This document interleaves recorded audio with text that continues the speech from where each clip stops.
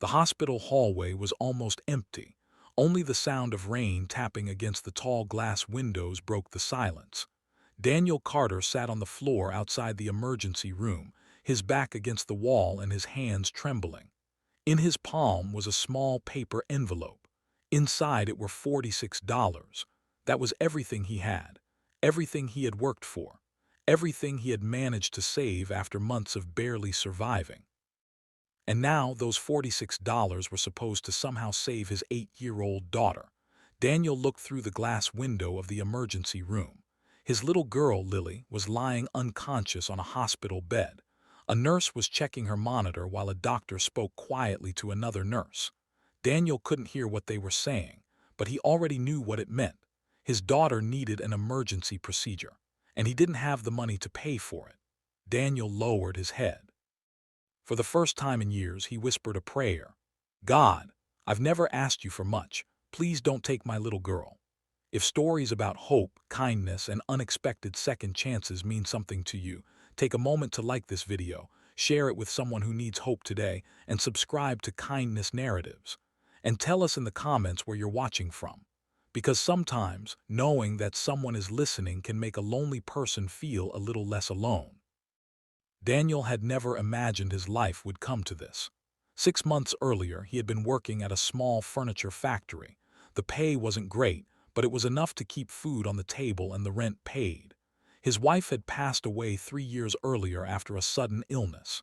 Since then, Daniel had raised Lily by himself.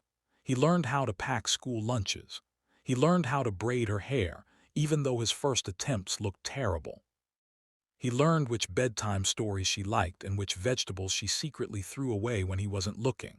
Daniel wasn't rich, but Lily always believed her father could solve anything. Whenever something went wrong, she would look at him and say, "Daddy will fix it." And Daniel always tried. Then one morning, the factory closed. Daniel came home carrying a cardboard box filled with his belongings.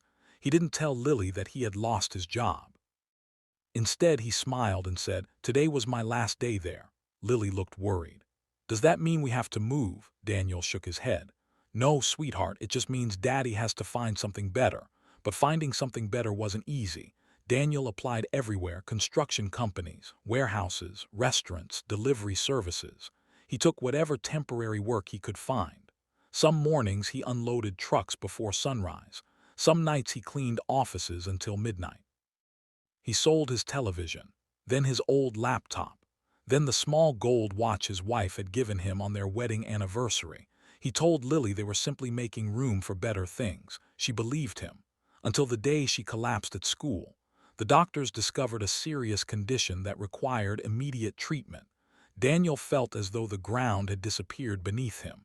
He spent every dollar he had. He borrowed from friends. He asked former coworkers for help. He even stood outside a community center asking strangers if they could spare anything.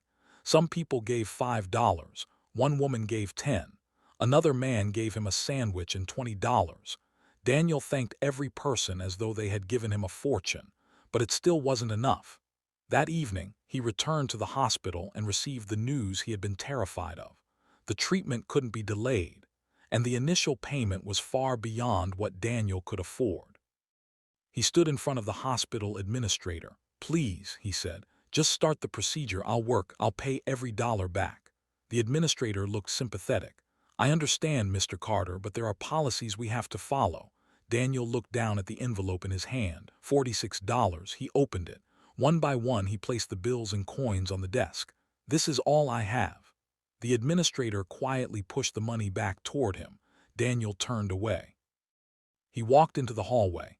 Then he sat on the floor. He didn't cry at first. He simply stared at the emergency room doors. Then his shoulders began to shake. A few feet away, a cleaning worker noticed him. She stopped. But before she could approach, someone else walked into the hospital. A man wearing a simple dark coat. No security team. No photographers. No expensive-looking entourage. He appeared to be just another patient. But his name was Adrian Blake.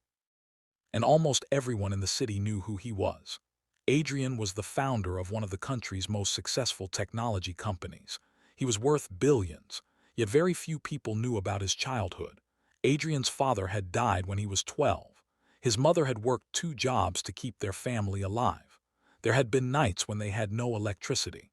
There had been mornings when Adrian went to school pretending he wasn't hungry. And there had been one particular night he had never forgotten. When Adrian was 16, his mother became seriously ill.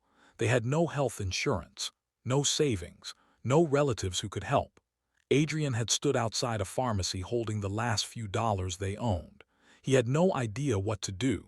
Then an elderly pharmacist quietly paid the remaining amount. Adrian had never forgotten that man. That single act had changed how he saw the world. Adrian had spent his entire adult life trying to become the kind of person who could help others the way that stranger had helped his mother.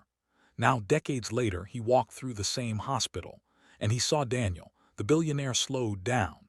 Daniel was still staring at the emergency room. Adrian noticed the small envelope beside him. He noticed the tears on his face. And he noticed the way Daniel kept looking through the glass toward one particular bed. Adrian stopped. "Are you okay?" Daniel quickly wiped his eyes. "I'm fine." Adrian looked at him. "No, you're not." Daniel didn't answer. After a few seconds, he finally said, "My daughter is in there."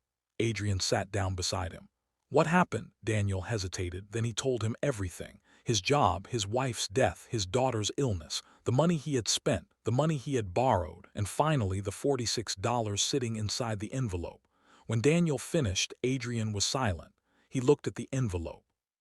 $46, Daniel nodded. "That's everything." Adrian asked. "Why are you still sitting here?" Daniel looked confused. "Because she's my daughter." Adrian nodded slowly. "I understand." Daniel looked through the glass again. "I promised her mother I'd protect her." His voice cracked. "And I'm failing." Adrian shook his head. "No, you're not failing her. You're still here." Those words broke something inside Daniel. He covered his face. Adrian stood up. "Wait here." Daniel didn't understand. Adrian walked toward the hospital administrator's office. 10 minutes later, the administrator rushed into the hallway. "Mr. Carter," Daniel stood up. "Yes, we're preparing your daughter's treatment." Daniel stared at him. "What?" "The financial authorization has been handled." Daniel couldn't believe what he was hearing. "Who paid it?" The administrator glanced toward Adrian. Daniel slowly turned. Adrian was standing several feet away. Daniel walked toward him. "Why?" Adrian smiled. "Because someone once did the same thing for my family." Daniel shook his head. "I can't repay you," Adrian replied. "That's not why I did it." Daniel's eyes filled with tears. Adrian placed a hand on his shoulder. "One day when you have the chance to help someone else, you help them. That's enough." Daniel tried to thank him, but before he could say anything, the emergency room doors opened. A doctor hurried inside. Daniel immediately turned toward the room. The next several hours felt endless. He walked back and forth through the hallway. Adrian remained there. He could have left. He had another meeting scheduled, a private dinner, a flight the next morning, millions of dollars waiting for his attention.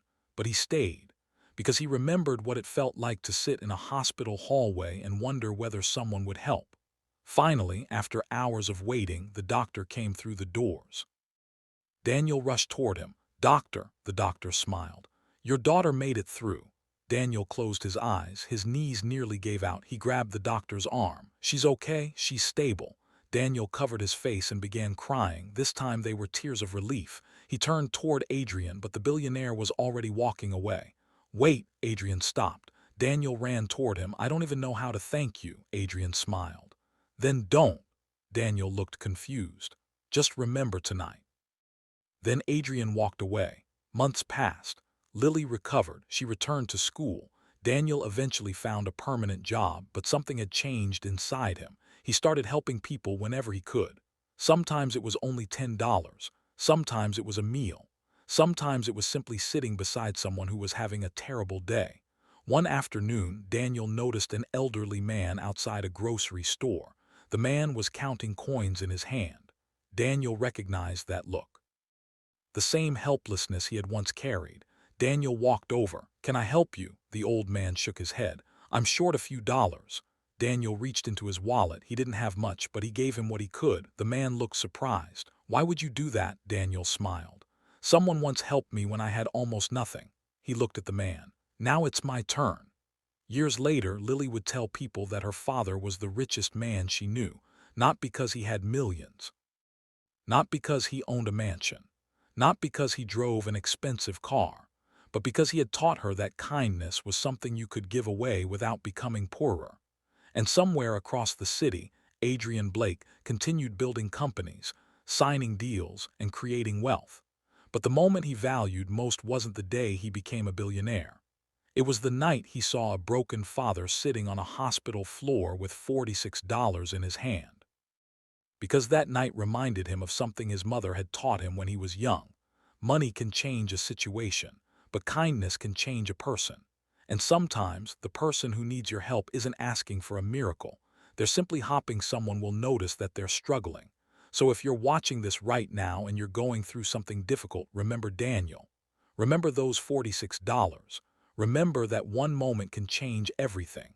You don't have to be rich to change someone's life. You don't need millions of dollars. Sometimes a meal can matter. A phone call can matter. A kind word can matter. Stopping for 5 minutes can matter. Because you never know what someone is carrying silently behind their smile. And you never know when your smallest act of kindness might become the reason someone chooses to keep going. If this story touched your heart like this video, share it with someone who needs a little hope today, and subscribe to Kindness Narratives for more emotional stories about kindness, second chances, and unexpected miracles. And before you leave, write one sentence in the comments. Kindness always finds a way. Maybe someone who is struggling will read your comment tonight. And maybe, just maybe, they'll realize they're not alone.